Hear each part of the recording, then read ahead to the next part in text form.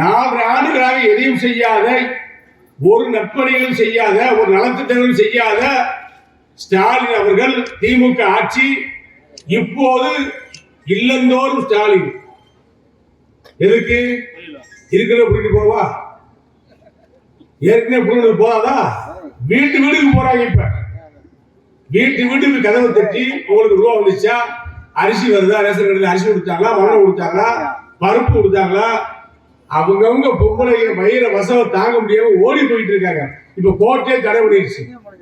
எதுக்கு போய் வீட்டுல போய் இப்படி ஓன் நம்பர் கூட, ஆதார் அட்டை கூட தேடி தேவையான தேடி கொடுக்க மாட்டாங்களா? வீட்டுக்கு போய் கதை திட்டம். அது சில இடங்கள்ல மாப்பிள்ளை இல்லாத இடத்துல பார்த்து கதை திட்டுது.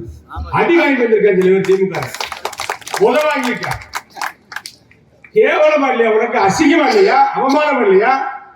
அண்ணா உருவாக்கிய திமுக, ரோசத்துக்கு மானத்துக்கு பேர் பெற்ற நீதி கட்சியிலிருந்து புறப்பட்ட தீக்காலிருந்து புறப்பட்ட திமுக, அண்ணா உருவாக்கிய திமுக கேவலம் கட்டு போய் வீடா போய் உறுப்பினர் சேர்க்கிறைய, உனக்கு வெக்கமா இல்லையா? அவமானம் தெரியலையா?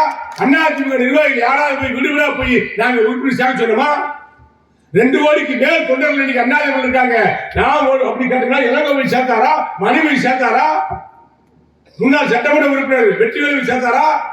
எங்களை தேடி வருகிற நிர்வாகிகள், கழகத்துடைய பொறுப்பாளர்கள், கிளைக்கழக செயலாளர்கள், ஒன்றிய கழக செயலாளர் போய் உறுப்பினர் பாபா கொடுப்பாங்க, பதிவு பண்ணுவாங்க, கார்டு வாங்குவாங்க, கொடுப்பாங்க. நீ இடப்பட கையப்ப போட்ட பொதுச்செயலர் கையப்ப போட்ட கார்டு 2.5 கோடி பேருக்கு போயிருக்கு. இப்படியா சேர்த்த வீடு போய் பிச்சை எடுத்தமா? உறுப்பினர் சேர்ந்து மிரட்டமா?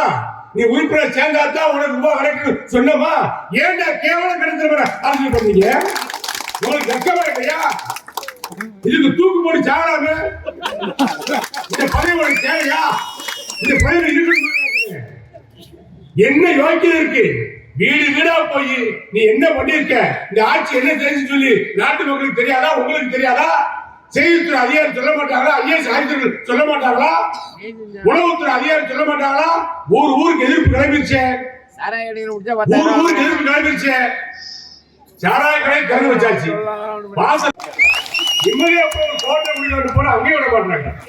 வெளியே ஒரு கோட்டை குடிச்ச முன்னாடி 200 கோட்டை வந்துச்சா, வெளியே வந்து 10,000 போயிடுது. வீடு 10 அடி தொலைவுக்குள்ள வீடு இருக்கு. அப்ப எங்கதான் இங்க விடு, கரைய விடு, இல்ல குடிக்க விடு, எதையும் செய்ய மாட்டீங்க. குடிச்சா பிடிக்கிற எல்லா பக்கமும் பணத்தை பிடுங்கிற பணியைத்தான் ஸ்டாலின் அரசு திமுக அரசு செய்து மக்களுக்கு பணத்தை பிடுங்க. என்ன பண்ண போற? பணத்தை ஒரு அளவுக்கு மீறி வச்சு என்ன செய்ய முடியும்?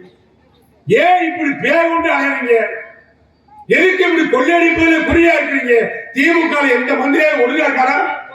வீதியிலே ஒருத்தர் வராங்க, பார்த்துருக்கீங்க. வீதியிலே இருக்காரா? கோட்டைக்கு நிறைய இல்லையா? வீதியிலே இருக்கார். எடப்பாடி முதலமைச்சர் இருந்தாரு. இந்த சேலம் மாவட்டத்தில் தமிழகத்திற்கு எத்தனை திட்டங்கள், எந்த வரியும் வைக்கல. 10 ஆண்டு அண்ணாதிமுக ஆட்சியில, அம்மாவுடைய ஆட்சியில, எடப்பாடி ஆட்சி 4 ஆண்டு கால ஆட்சியில வீட்டு வரி, சொத்து வரி, குப்பைக்கு வரைக்கும் வரி போடாச்சு. இப்ப எந்த வரியும் உழைத்தல.